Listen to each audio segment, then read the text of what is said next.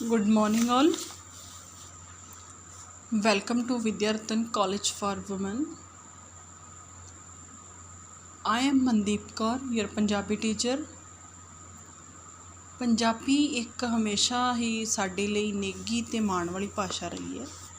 ਸਾਡੇ ਸਿਲੇਬਸ ਦਾ ਜੋ ਟੌਪਿਕ ਹੈ ਪੰਜਾਬੀ ਧੁਨੀ ਵਿਉਂਤ, ਅੱਜ ਅਸੀਂ ਉਹਦੇ ਬਾਰੇ ਅੱਗੇ ਚਾਨਣਾ ਪਾਵਾਂਗੇ। ਧੁਨੀ ਵਿਗਿਆਨ ਅਤੇ ਧੁਨੀ ਵਿਉਂਤ। ਹਰ ਮਨੁੱਖ ਆਪਣੇ ਉਚਾਰਨ ਅੰਗਾਂ ਰਾਹੀਂ ਅਸੀਮਤ ਧੁਨੀਆਂ ਉਤਪੰਨ ਕਰਨ ਦੀ ਸਮਰੱਥਾ ਰੱਖਦਾ ਹੈ। ਮਤਲਬ ਅਸੀਂ ਆਪਣੇ ਅੰਦਰੋਂ ਅਨੇਕਾਂ ਤਰ੍ਹਾਂ ਦੀਆਂ ਆਵਾਜ਼ਾਂ ਬਾਹਰ ਕੱਢਣ ਦੀ ਯੋਗਤਾ ਰੱਖਦੇ ਹਾਂ, ਪਰ ਕਿਸੇ ਵੀ ਇੱਕ ਭਾਸ਼ਾ ਲਈ ਕੁਝ ਗਿਣਤੀ ਦੀਆਂ ਸੀਮਿਤ ਧੁਨੀਆਂ ਦੀ ਹੀ ਵਰਤੋਂ ਕੀਤੀ ਜਾਂਦੀ ਹੈ। ਭਾਸ਼ਾ ਵਿਸ਼ੇਸ਼ ਦੇ ਨਾਲ ਸੰਬੰਧਿਤ ਬੁਲਾਰੇ ਉਹਨਾਂ ਸੀਮਿਤ ਧੁਨੀਆਂ ਨੂੰ ਹੀ ਵਾਰ-ਵਾਰ ਪ੍ਰਸੰਗ ਦੇ ਅਨੁਸਾਰ ਉਚਾਰ ਕੇ ਸੰਚਾਰ ਪ੍ਰਕਿਰਿਆ ਕਰਦੇ ਨੇ। ਮਤਲਬ ਕਿ ਹਰ ਇੱਕ ਭਾਸ਼ਾ ਦੀਆਂ ਆਪਣੀਆਂ ਧੁਨੀਆਂ ਨੇ ਅਤੇ ਉਸ ਭਾਸ਼ਾ ਨਾਲ ਸੰਬੰਧਿਤ ਲਿਖਣ, ਸੁਣਨ, ਬੋਲਣ ਵਾਲੇ ਲੋਕ ਉਹਨਾਂ ਹੀ ਸਾਵੀਆਂ ਧੁਨੀਆਂ ਦੀ ਵਰਤੋਂ ਕਰਦੇ ਨੇ, ਸਾਵੀਆਂ ਆਵਾਜ਼ਾਂ ਦੀ ਵਰਤੋਂ ਕਰਦੇ ਨੇ। ਕੋਈ ਵੀ ਜਿਹੜਾ ਇਨਸਾਨ ਹੈ ਉਹ ਆਪਣੇ ਕੋਲੋਂ ਕਿਸੇ ਧੁਨੀ ਦੀ ਜੋ ਉਚਾਰਨ ਹੈ ਉਹ ਨਹੀਂ ਕਰ ਸਕਦਾ। ਅਤੇ ਧੁਨੀ ਵਿਗਿਆਨ ਨੂੰ ਜੇ ਅਸੀਂ ਗੱਲ ਕਰੀਏ ਤਾਂ ਧੁਨੀ ਵਿਉਂਤ ਦੇ ਲਈ ਸਿਧਾਂਤਕ ਚੌਖਟਾ ਪ੍ਰਦਾਨ ਕਰਦਾ ਹੈ। ਧੁਨੀ ਵਿਗਿਆਨ ਕੀ ਹੈ ਕਿ ਜਿਹੜਾ ਇਹ ਧੁਨੀਆਂ ਦੀ ਜੋ ਸਾਇੰਸ ਹੈ, ਉਹਨੂੰ ਸਮਝਣ ਦੀ ਜੋ ਕਲਾ ਹੈ, ਉਹ ਭਾਸ਼ਾ ਵਿਗਿਆਨਕ ਅਧਿਐਨ ਦੀ ਉਹ ਸ਼ਾਖਾ ਹੈ ਜਿਸ ਵਿੱਚ ਭਾਸ਼ਾ ਦੀਆਂ ਉਚਰਿਤ ਧੁਨੀਆਂ ਦੇ ਮੌਖਿਕ ਢਾਂਚਿਆਂ ਦਾ ਵਿਗਿਆਨਕ ਅਧਿਐਨ ਕੀਤਾ ਜਾਂਦਾ ਹੈ। ਕਹਿਣ ਦਾ ਮਤਲਬ ਕਿ ਸਾਡੇ ਮੂੰਹ ਦੇ ਵਿੱਚੋਂ ਨਿਕਲੀਆਂ ਹੋਈਆਂ ਛੋਟੀਆਂ ਆਵਾਜ਼ਾਂ ਦਾ ਵਿਗਿਆਨਕ ਵਿਸ਼ਲੇਸ਼ਣ ਅਸੀਂ ਕਰੀਏ। ਧੁਨੀ ਵਿਗਿਆਨ ਦੀਆਂ ਭਾਸ਼ਾ ਧੁਨੀਆਂ ਦੀ ਪ੍ਰਕਿਰਿਆ ਨੂੰ 3 ਵੱਖ-ਵੱਖ ਪੱਧਰਾਂ 'ਤੇ ਨਿਰਖਿਆ ਪਰਖਿਆ ਜਾਂਦਾ ਹੈ। ਕਿਹੜੇ ਪੱਧਰ ਨੇ? ਪਹਿਲਾ ਕਿ ਮਨੁੱਖ ਆਪਣੇ ਉਚਾਰਨ ਅੰਗਾਂ ਦੇ ਨਾਲ ਭਾਸ਼ਾ ਧੁਨੀਆਂ ਨੂੰ ਉਚਾਰਦਾ। ਸਾਡੇ ਕੋਲੇ ਆਪਣੇ ਬੋਡੀ ਪਾਰਟਸ ਇਹੋ ਜਿਹੇ ਨੇ ਜਿਹੜੇ ਧੁਨੀਆਂ ਨੂੰ ਬੋਲਣ ਦੇ ਵਿੱਚ ਧੁਨੀਆਂ ਦੀ ਜੋ ਆਵਾਜ਼ ਹੈ ਉਹ ਪੈਦਾ ਕਰਨ 'ਚ ਸਹਾਇਕ ਹੁੰਦੇ ਨੇ। ਦੂਸਰਾ, ਇਹ ਧੁਨੀਆਂ ਹਵਾ ਰਾਹੀਂ ਲਹਿਰਾਂ ਦੇ ਰੂਪ ਦੇ ਵਿੱਚ ਸਰੋਤੇ ਦੇ ਕੰਨਾਂ ਤੱਕ ਪਹੁੰਚਦੀ ਹੈ, ਕਿਉਂਕਿ ਕੋਈ ਫੜ ਕੇ ਤੈਨੂੰ ਅਸੀਂ ਲਿਜਾਂਦਾ ਦੇਖਿਆ ਹੀ ਨਹੀਂ ਹੈ। ਜਦੋਂ ਕੋਈ ਵੀ ਅਸੀਂ ਧੁਨੀ ਉਚਾਰਦੇ ਹਾਂ ਤਾਂ ਦੂਸਰਾ ਬੰਦਾ ਸੁਣਦਾ ਕਿਸ ਤਰ੍ਹਾਂ ਹੈ, ਉਹ ਇੱਕ ਆਪਣਾ ਹੀ ਪ੍ਰੋਸੈਸ ਹੈ।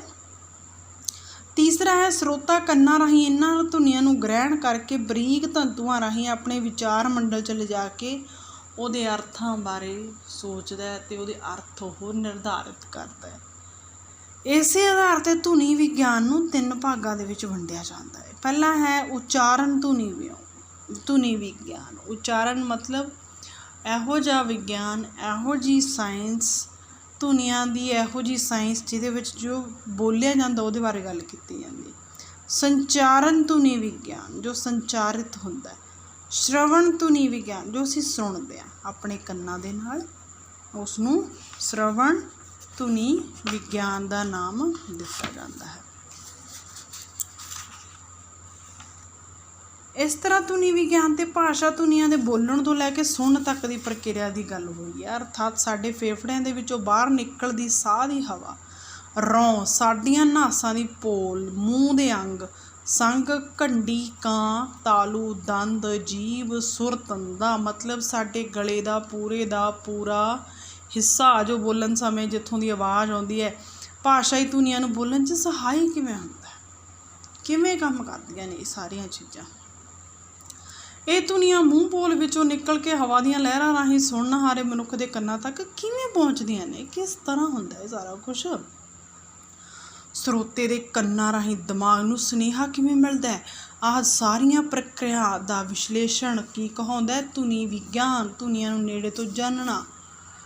ਇਸ ਤਰ੍ਹਾਂ ਜਿੱਥੇ ਧੁਨੀ ਵਿਗਿਆਨ ਦਾ ਜੋ ਕੰਮ ਕਿਸੇ ਭਾਸ਼ਾ ਦੀ ਕਾਰਜ ਸਮੱਗਰੀ ਨੂੰ ਢੂੰਡਣਾ ਹੈ, ਇੱਥੇ ਵਿਉਂਤ ਦੇ ਵਿੱਚ ਉਸ ਸਮੱਗਰੀ ਦੇ ਖਾਸ ਪ੍ਰਬੰਧ ਦਾ ਅਧਿਐਨ ਕੀਤਾ ਜਾਂਦਾ। ਧੁਨੀ ਵਿਗਿਆਨ ਭਾਸ਼ਾ ਧੁਨੀਆਂ ਦੇ ਸਿਧਾਂਤਕ ਪੱਖ ਦੇ ਨਾਲ ਸੰਬੰਧਿਤ ਹੈ। ਧੁਨੀ ਵਿਉਂਤ ਭਾਸ਼ਾ ਧੁਨੀਆਂ ਦੇ ਵਿਵਹਾਰਿਕ ਪੱਖ ਦੇ ਨਾਲ ਸੰਬੰਧਿਤ ਹੋਣ ਕਰਕੇ ਧੁਨੀ ਵਿਉਂਤ ਦੇ ਵਿੱਚ ਭਾਸ਼ਾ ਵਿਸ਼ੇਸ਼ ਦੀਆਂ ਧੁਨੀਆਂ ਦੇ ਉਚਾਰਨੀ ਅਤੇ ਕਾਰਜੀ ਪੱਖ ਨੂੰ ਵਿਚਾਰਿਆ ਜਾਂਦਾ, ਉਹਨਾਂ ਦੇ ਬਾਰੇ ਗੱਲ ਕੀਤੀ ਜਾਂਦੀ ਹੈ। ਪੰਜਾਬੀ ਧੁਨੀ ਵਿਉਂਤ ਦੇ ਵਿੱਚ ਪੰਜਾਬੀ ਭਾਸ਼ਾ ਦੀਆਂ ਭਾਸ਼ਾਈ ਧੁਨੀਆਂ ਦੀ ਵਿਉਂਤ ਨੂੰ ਉਜਾਗਰ ਕੀਤਾ। ਪੰਜਾਬੀ ਦੀਆਂ ਕੁੱਲ ਕਿੰਨੀਆਂ ਧੁਨੀਆਂ ਹਨ, ਇਹਨਾਂ ਦੀ ਗਿਣਤੀ ਕਰਨ ਦੀ ਕਸੌਟੀ ਕੀ ਹੈ, ਪੰਜਾਬੀ ਦੇ ਇਹਨਾਂ ਧੁਨੀਆਂ ਦੇ ਕੀ ਕੰਮ ਨੇ, ਇਹ ਕਿਵੇਂ ਕਾਰਜ ਕਰਦੀਆਂ ਨੇ, ਅਰਥਾਤ ਇਹਨਾਂ ਦੀ ਵਰਤੋਂ ਕੀ ਹੈ, ਇਹਨਾਂ ਦੀ ਵਿਉਂਤ ਕੀ ਹੈ, ਇਹਨਾਂ ਦੀ ਵਰਤੋਂ ਕਿਹੜੇ ਕਿਹੜੇ ਨੇਮ ਮਿਲਦੇ ਨੇ ਸਾਨੂੰ। ਇਹ ਸਾਰੇ ਜੋ ਇੰਨੇ ਵੀ ਪੱਖ ਹੈਗੇ ਨੇ ਅਸੀਂ ਇਸ ਵੀਡੀਓ ਦੇ ਵਿੱਚ ਵਿਚਾਰਨ ਦੀ ਜਾਂ ਅਗਲੇਰੀ ਵੀਡੀਓ ਤੱਕ ਵਿਚਾਰਨ ਦੀ ਕੋਸ਼ਿਸ਼ਾਂ ਕਰਾਂਗੇ। ਇਸ ਮਨੋਰਥ ਲਈ ਸਭ ਤੋਂ ਪਹਿਲਾਂ ਵਿਰੋਧੀ ਜੁੱਟ ਦਾ ਟਾਕਰਾ ਕਰਕੇ ਪੰਜਾਬੀ ਭਾਸ਼ਾ ਦੀਆਂ ਧੁਨੀਆਂ ਦੀ ਪਛਾਣ ਕਰਕੇ ਉਹਨਾਂ ਦੀ ਸਥਾਪਨਾ ਕੀਤੀ ਗਈ ਹੈ ਅਤੇ ਫਿਰ ਇਹਨਾਂ ਧੁਨੀਆਂ ਦੇ ਉਚਾਰਨ ਲੱਛਣਾਂ ਦਾ ਵਰਣਨ ਕਰਦੇ ਹੋਏ ਵਰਗ ਦੇ ਅਨੁਸਾਰ ਇਹਨਾਂ ਦੀ ਵੰਡ ਕੀਤੀ ਗਈ। ਪਹਿਲੀ ਵੰਡ ਤਾਂ ਇਹ ਕਹਿੰਦੀ ਹੈ ਕਿ ਭਾਸ਼ਾ ਦੋ ਤਰ੍ਹਾਂ ਦੀਆਂ ਹੁੰਦੀਆਂ ਨੇ ਧੁਨੀਆਂ, ਜੋ ਖੰਡੀ ਧੁਨੀਆਂ ਅਤੇ ਪਾਰਖੰਡੀ ਧੁਨੀਆਂ। ਖੰਡੀ ਧੁਨੀਆਂ ਉਹਨਾਂ ਨੂੰ ਕਿਹਾ ਜਾਂਦਾ ਜਿਹੜੀਆਂ ਸ਼ਬਦਾਂ ਦੇ ਵਿੱਚ ਸੁਤੰਤਰ ਤੌਰ 'ਤੇ ਵਿਚਰਨ ਦੀ ਸਮਰੱਥਾ ਰੱਖਦੇ, ਜਿਨ੍ਹਾਂ ਨੂੰ ਭਾਸ਼ਾਈ ਬੋਲਾਂ ਵਿੱਚੋਂ ਵੱਖਰਾ ਕਰਕੇ ਨਿਖੇੜਿਆ ਜਾ ਸਕਦਾ, ਅਰਥਾਤ ਇਹਨਾਂ ਨੂੰ ਖੰਡਾਂ ਜਾਂ ਇਕਾਈਆਂ ਦੇ ਤੌਰ 'ਤੇ ਉਚਾਰ ਵਿੱਚੋਂ ਅਲੱਗ ਕਰਕੇ ਵਿਚਾਰਿਆ ਜਾ ਸਕਦਾ ਹੈ। ਖੰਡੀ ਜਾਂ ਪਾਰਖੰਡੀ ਧੁਨੀਆਂ ਉਹ ਹੁੰਦੀਆਂ ਨੇ ਜੋ ਸ਼ਬਦਾਂ ਦੇ ਵਿੱਚ ਸੁਤੰਤਰ ਰੂਪ ਵਿੱਚ ਵਿਚਰਨ ਦੀ ਸਮਰੱਥਾ ਨਹੀਂ ਰੱਖਦੀਆਂ।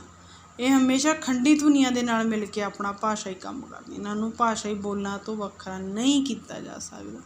ਤਾਂ ਪਹਿਲਾ ਕੈਟਾਗਰੀ ਕੀ ਹੈਗੀ ਆ, ਖੰਡੀ ਧੁਨੀਆਂ ਔਰ ਅਖੰਡੀ ਧੁਨੀਆਂ। ਇੱਕ ਸਾਡੇ ਸਿਲੇਬਸ ਦੇ ਵਿੱਚ ਮੁੱਖ ਕੁਐਸਚਨ ਹੈ ਕਿ ਉਚਾਰਨ ਦੇ ਜੋ ਅੰਗ ਹੈਗੇ ਨੇ ਉਹ ਕਿਹੜੇ ਕਿਹੜੇ ਨੇ। ਉਚਾਰਨ ਦੇ ਜੋ ਅੰਗ ਹੈਗੇ ਨੇ ਉਹ ਅਗਰ ਅਸੀਂ ਚਾਰਟ ਬਣਾਈਏ ਤਾਂ ਉਹ ਕੁਛ ਇਸ ਤਰ੍ਹਾਂ ਦੇ ਨੇ।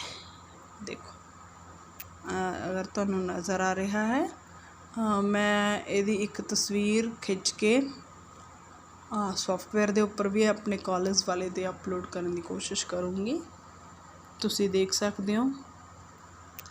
ਤਾਂ ਇਸ ਤਰ੍ਹਾਂ ਦਾ ਜੋ ਹੈ ਕਿ ਮਨੁੱਖ ਭਾਸ਼ਾ ਧੁਨੀਆਂ ਦਾ ਉਚਾਰਨ ਆਪਣੇ ਮੂੰਹ ਰਾਹੀਂ ਕਰਦਾ। ਸਾਨੂੰ ਸਾਰਿਆਂ ਨੂੰ ਪਤਾ ਕਿ ਮੂੰਹ ਦੇ ਵਿੱਚੋਂ ਆਵਾਜ਼ਾਂ ਨਿਕਲਦੀਆਂ ਨੇ, ਸਾਡੇ ਫੇਫੜਿਆਂ ਦੇ ਵਿੱਚੋਂ ਬਾਹਰ ਨੂੰ ਨਿਕਲਦੀ ਹਵਾ ਰੌਂ ਹੈ ਜਿਹੜੀ ਉਹ ਸਾਡੀਆਂ ਨਾਸਾਂ, ਨੱਕ ਦੇ ਪੋਲ ਦੇ ਰਾਹੀਂ ਮੂੰਹ ਦੇ ਵਿਚਲੇ ਅੰਗ ਨੇ ਜਿਹੜੇ, ਸੰਗ ਹੈ, ਚਾਹੇ ਕਾਂ ਹੈ, ਚਾਹੇ ਤਾਲੂ ਹੈ, ਚਾਹੇ ਦੰਦ ਹੈ, ਚਾਹੇ ਬੁੱਲ ਨੇ, ਚਾਹੇ ਜੀਭ ਨੇ, ਚਾਹੇ ਸੁਰ ਤੰਦਾਂ ਨੇ।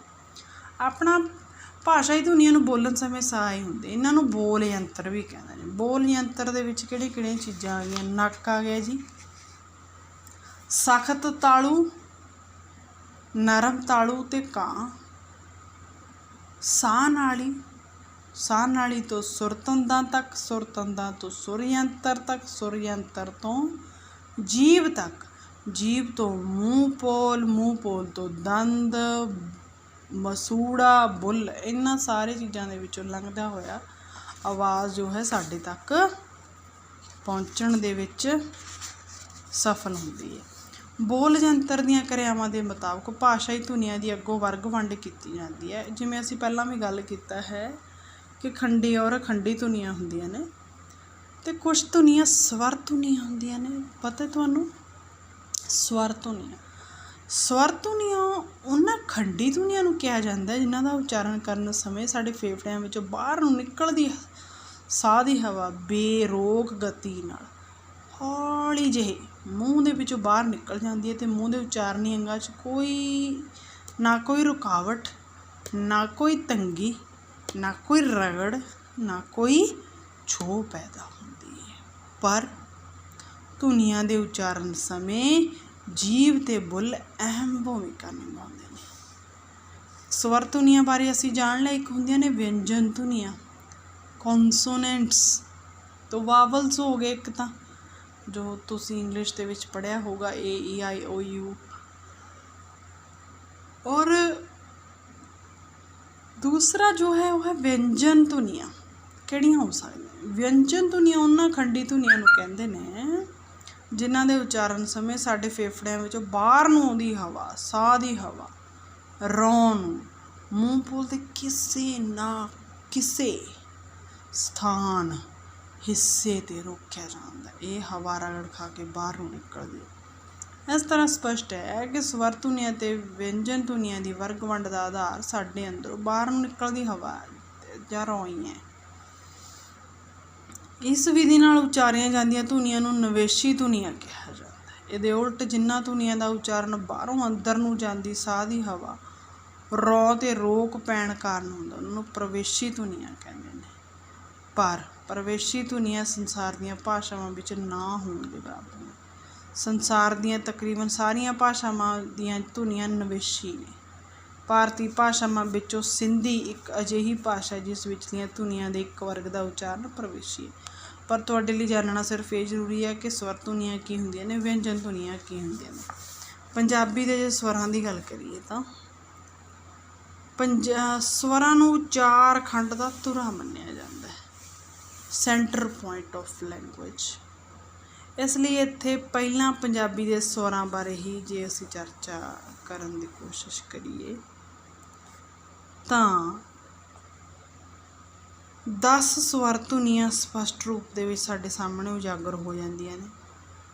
ਇਹਨਾਂ ਦੇ ਲਈ ਪੰਜਾਬੀ ਭਾਸ਼ਾ ਵਿੱਚ ਹੇਠ ਲਿਖੇ 10 ਸਵਰਾਂ ਦੀ ਸਥਾਪਨਾ ਕੀਤੀ ਗਈ ਹੈ। ਪਹਿਲਾ ਹੈ ਊੜੇ ਨੂੰ ਔਂਕੜ, ਦੂਸਰਾ ਹੈ ਊੜੇ ਨੂੰ ਦੁਲੈਂਕੜ, ਤੀਸਰਾ ਹੈ ਖੁੱਲਾ ਊੜਾ, ਚੌਥਾ ਹੈ ਆੜਾ, ਪੰਜਵਾਂ ਹੈ ਆੜੇ ਨੂੰ ਕੰਨਾ ਆ, ਛੇਵਾਂ ਹੈ ਆੜੇ ਨੂੰ ਦਲਾਵਾਂ ਐ, ਸੱਤਵਾਂ ਹੈ ਆੜੇ ਨੂੰ ਕਨੌੜਾ ਔ, ਅੱਠਵਾਂ ਹੈ ਈੜੀ ਨੂੰ ਸਿਹਾਰੀ ਏ, ਅਗਲਾ ਹੈ ਈੜੀ ਨੂੰ ਬਿਹਾਰੀ ਏ, ਲਾਸਟ ਵਾਲਾ ਹੈ ਈੜੀ ਨੂੰ ਲਾਵਾਂ ਸਿੰਗਲ ਵਾਲਾ ਏ।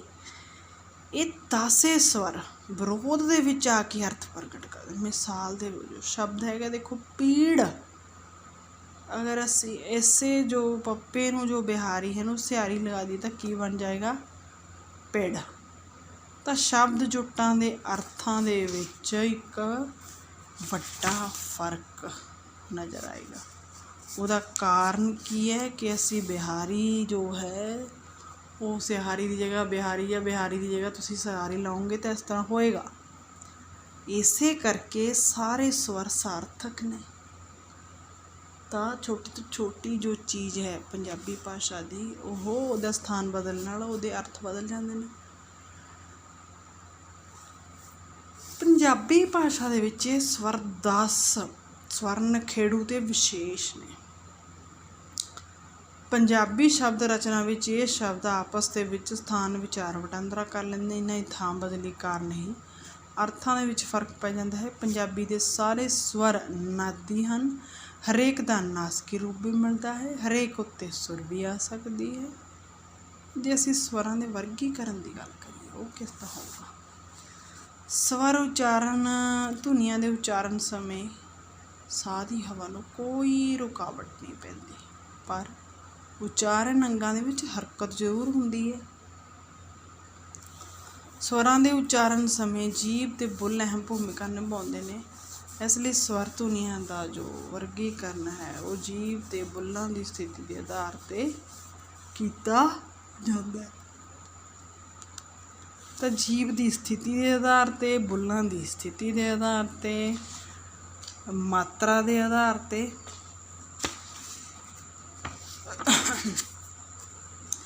ਪੰਜਾਬੀ ਸਵਰ ਧੁਨੀਆਂ ਦੀ ਜੋ ਵਿਉਂਤ ਹੈ ਉਹਦਾ ਵਿਉਂਤ ਵਾੜਾ ਅਸੀਂ ਅਗਲੇਰੀ ਵੀਡੀਓ ਦੇ ਵਿੱਚ ਜਾਣਨ ਦੀ ਕੋਸ਼ਿਸ਼ ਕਰਾਂਗੇ।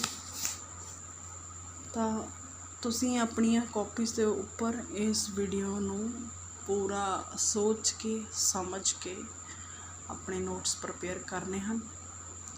ਵੈਸੇ ਇਹਦੀਆਂ ਜੋ ਤਸਵੀਰਾਂ ਹਨ ਉਹ ਵੀ ਤੁਹਾਨੂੰ ਸੌਫਟਵੇਅਰ ਦੇ ਉੱਪਰ ਅਪਲੋਡ ਕਰ ਦਿੱਤੀਆਂ ਜਾਣਗੀਆਂ। ਮੈਨੂੰ ਉਮੀਦ ਹੈ ਕਿ ਤੁਹਾਨੂੰ ਅੱਜ ਦਾ ਜੋ ਵਿਸ਼ਾ ਹੈ ਉਹ ਸਮਝ ਆਇਆ ਹੋਵੇਗਾ। ਔਰ ਮੈਨੂੰ ਇਹ ਵੀ ਮੇਰੀ ਦਿਲੀ ਇੱਛਾ ਹੈ ਕਿ ਕਰੋਨਾ ਦੇ ਇਸ ਟਾਈਮ ਦੇ ਵਿੱਚ